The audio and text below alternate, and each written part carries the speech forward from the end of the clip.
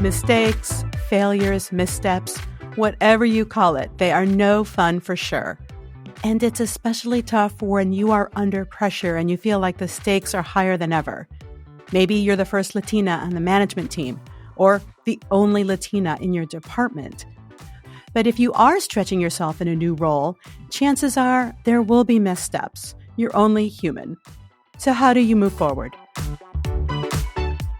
Hi, this is Diana Burnell with Corner Office Latinas. I'm a career strategist who guides ambitious Latinas through major career moves. I know Latinas have a strong work ethic. I was raised with it, saw it in my family from my mom and my aunts, who were always hustling. I think one still is. But as we struggle to get ahead, it can be hard dealing with mistakes or fails at work.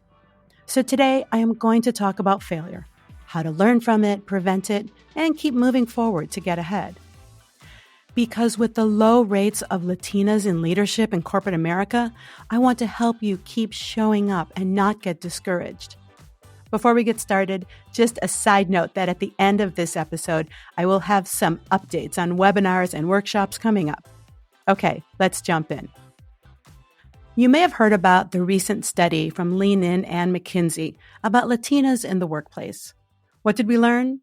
How drastically underrepresented Latinas are in the corner office. Barely 1% of C-suite jobs are held by Latinas. It also showed that we are ambitious, despite lack of support and trust from our managers. And it confirmed that we are committed to advancing, which is why we need to pick ourselves up after failure and keep moving. So let's talk about some of the takeaways from failure, and then we will talk about some concrete steps. First, let's talk about resilience, which fits so well into the incredible, impressive Latina work ethic. When you make a mistake at work, you know you can't just pack up and go home as much as you may want to. But failure teaches us to bounce back, to show up tomorrow and try again, strengthening that already innate resilience we have.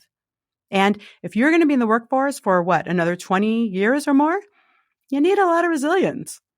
Look, I remember early in my career when I was a recruiter, I had a tough job opening I was trying to fill, a marketing manager in commercial financial services. And I had not updated the hiring manager all week because I didn't have any good news for him. So he called me on Friday, wondering what was going on. I was flustered, I was so caught off guard, and I was so young, I did not know how to respond.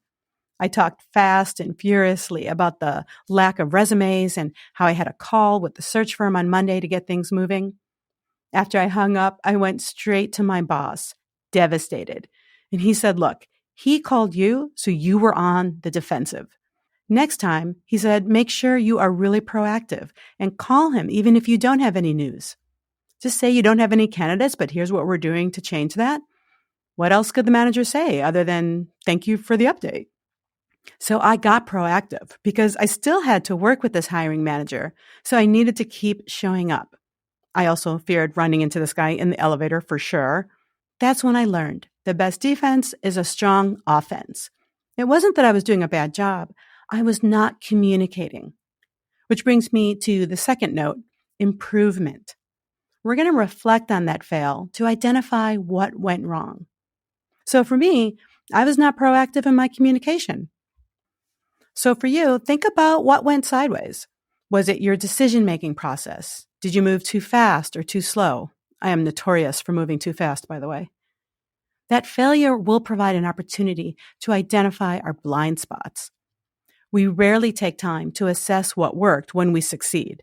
Though I hope you do, because success is not always easily replicated. What worked yesterday may not work tomorrow. We know we need to adapt to different clients and scenarios, but we are less likely to truly examine the anatomy of a success compared to the anatomy of a failure. And this is where the growth mindset comes in, right? The concept that your skills and abilities are not fixed. Over time, we can learn, work hard, and improve at anything. Especially if things are always coming easy to you. Maybe you're not stretching yourself. Leaving your comfort zone is where the growth happens, and that is bound to include some bumps in the road. The third thing to think about, is this an opportunity for innovation? Could this misstep lead to new solutions or better ideas, better process? So many great inventions came from mistakes. You've probably heard about things like penicillin or Post-it notes, which my friends know I do not live without, that they came about because of the result of mistakes. Fun fact, did you also know the chocolate chip cookie was a mistake? The baker thought that the chocolate chips would melt to create a chocolate cookie, and they didn't. And thank God, because now we have the chocolate chip cookie. You're welcome. Finally, that failure can make us more humble and empathetic towards others. This is especially key for managers or anyone who wants to be a manager. Acknowledging your mistake can make you seem more human. It's all about the way you handle it. Now, most Latinas are pretty humble at work. See episode 406 on Marianismo to learn more on that. But how you handle the situation is what people will remember. Okay, so you get to hear all my disasters today, but I do remember a scene years ago when I had a bad conversation with one of my direct reports. She made a suggestion and I told her she was wrong. Then I quickly found out she was not wrong. I was. So I thought about it. I went back to her and I apologized. And it actually turned out to be a healthy reset for our relationship. My boss knew about it and some other peers picked up on it. They heard about this and then they began to see me as someone willing to learn, to behave differently after my mistakes. Now, you don't have to beat yourself up publicly. We are already pretty hard on ourselves as it is. But remember, the way you handle that failure or mistake in front of your coworkers will show them who you really are, especially as a leader. Okay, so here are the concrete steps for you. First, reflect. Take time to understand what went wrong. Who can you safely ask for feedback? People who will be clear but kind. Your boss for sure, but who else on the team might have some helpful feedback? Even if they are 1 or 2 steps removed, that might even be better because that objective curiosity can help you unpack things. Now, this is really helpful for us extroverts, by the way, I'm talking to you. Talking things through out loud, especially for me, helps me see things more clearly, identify what the questions are that I need to be asking and how to get to those answers.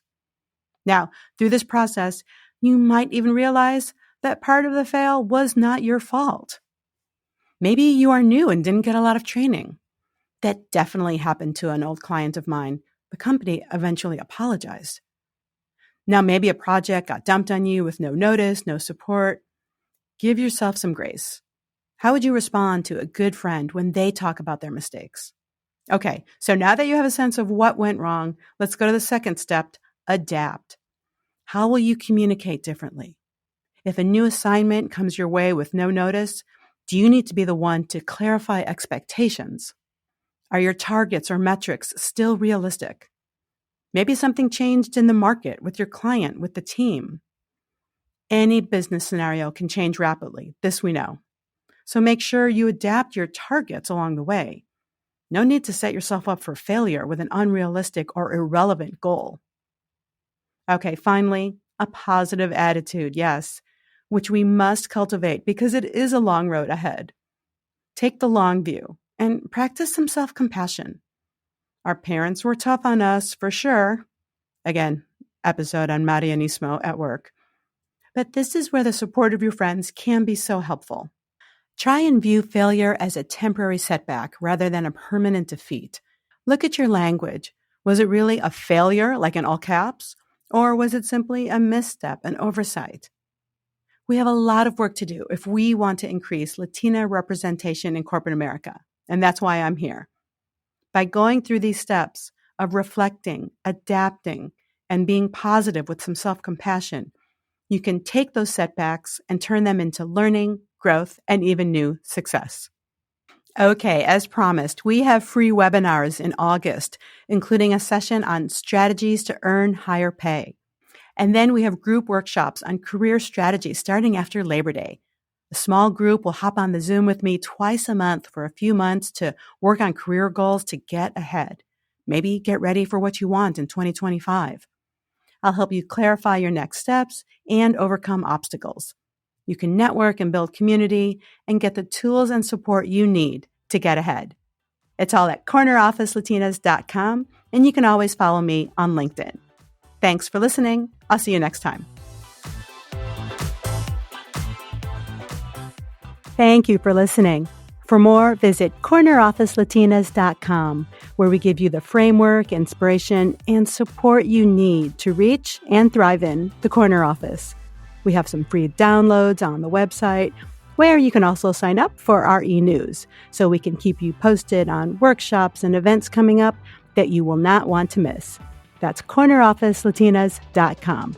See you next week.